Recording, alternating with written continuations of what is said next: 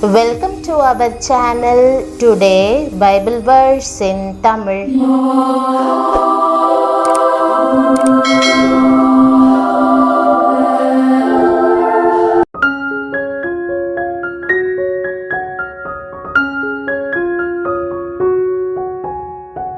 இன்றைய வசனம் எபேசியர் 5ஆம் அதிகாரம் 25ஆம் வசனம். கிறிஸ்துவுக்குள் பிரியமானவர்களே, நம்முடைய ஆண்டவரும் இரட்சகருமான இயேசு கிறிஸ்துவின் வல்லமையுள்ள நாமத்தில் உங்களை வாழ்த்துகிறேன். புருஷர்களே, உங்கள் மனைவிகளில் அன்பு கூறுங்கள், அப்படியே கிறிஸ்துவும் சபையில் அன்பு கூர்ந்து என்ற வசனத்தை இன்று நாம் தியானிப்போம். புருஷர்களும் தங்கள் மனைவிகளை தங்கள் சொந்த சரீரங்களாக பாவித்து அவர்களில் அன்பு கூற வேண்டும்.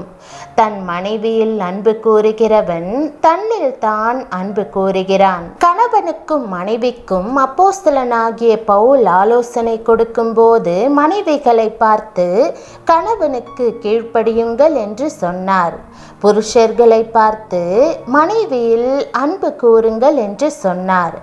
குடும்ப வாழ்க்கையை கட்டி எழுப்ப கீழ்ப்படிவதும் அன்பு கூறுவதும் மிக மிக அவசியமாகும்.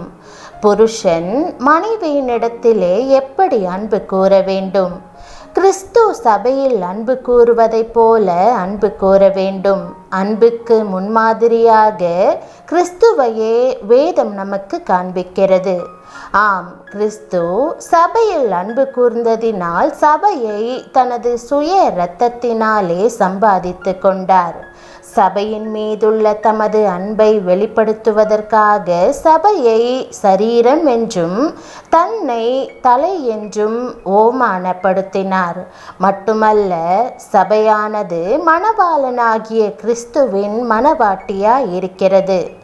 இந்த அன்பின் சாயலை இந்த உலக வாழ்க்கையில் தம் மக்கள் அனுபவிப்பதற்காக தேவன் மனிதனை ஆணும் பெண்ணுமாக சிருஷ்டித்தார்.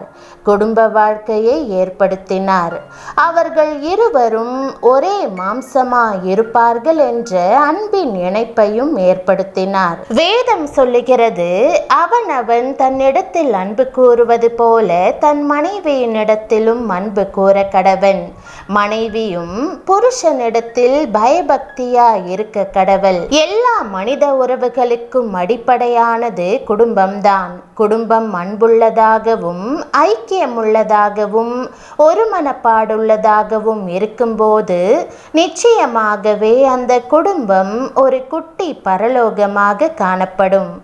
தேவ பிரசன்னம் அந்த வீட்டில் நிரம்பியிருக்கும். பரிசுத்த ஆவியானவரின் மகிமையும் மன நிறைவும் எப்பொழுதும் காணப்படும்.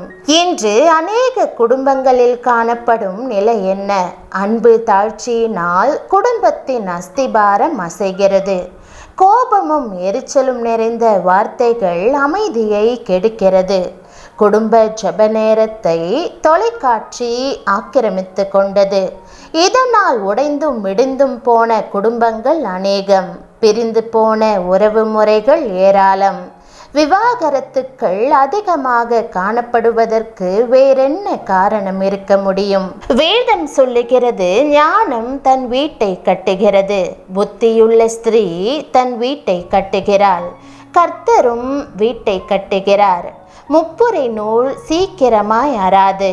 கணவனும் மனைவியும் கர்த்தரும் இணைந்து வீட்டை கட்டும்போது அங்கே தெய்வீக அன்பு பிரசன்னமாய் இருக்கும். என்னதான் சோதனை காற்று வீசினாலும் போராட்டத்தின் புயல்கள் வந்தாலும் அந்த வீடானது சிறிதும் அசைந்து கொடுக்காமல் என்றென்றைக்கும் நிலைத்து நிற்கும். சபை கர்த்தரால் ஏற்படுத்தப்பட்டது. ஆகையால் ஒவ்வொரு தேவ பிள்ளையும் சபையில் அன்பு கூற வேண்டும். சபையை கிறிஸ்து தம்முடைய சுய இரத்தத்தினால் சம்பாதித்து கொண்டார். ரட்சிக்கப்படுகிறவர்களை கர்த்தர் அனுதினமும் சபையிலே சேர்த்து கொண்டு வந்தார். சபை என்பது விசுவாசிகளின் ஐக்கியமாகும். தேவனுடைய பிள்ளைகளாகிய சகோதர சகோதரிகள் ஒன்றாய் கூடி ஒரு மனமாய் கர்த்தரை ஆவியோடும் உண்மையோடும் ஆராதிக்கிற பரிசுத்த ஸ்தலமாய் அது இருக்கிறது.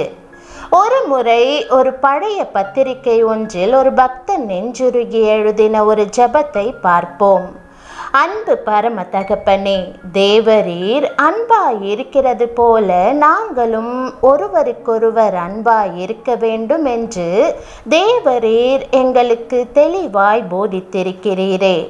ஆனால் உம்முடைய மக்கள் என்று அழைக்கப்படும் எங்களுக்குள்ளே அன்புக்கு பதிலாக பகையும் பிரிவினைகளும் பிடிவாதங்களும் பொறாமையும் பெருமையும் எரிச்சலும் ஜாதி வித்தியாசங்களும் ஏழை பணக்காரன் என்ற ஏற்ற தாழ்வுகளும் எவ்வளவாய் தலைவிரித்தாடுகின்றன.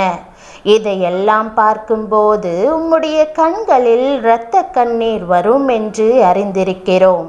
எனவே தேவ அன்பால் எங்களுடைய உள்ளத்தை நிரப்பியருளும். ஆமேன். சபையிலே அன்பு கூறுகிற தேவனுடைய பிள்ளைகள் சபைக்காக ஜெபிக்க வேண்டியது அவசியம்.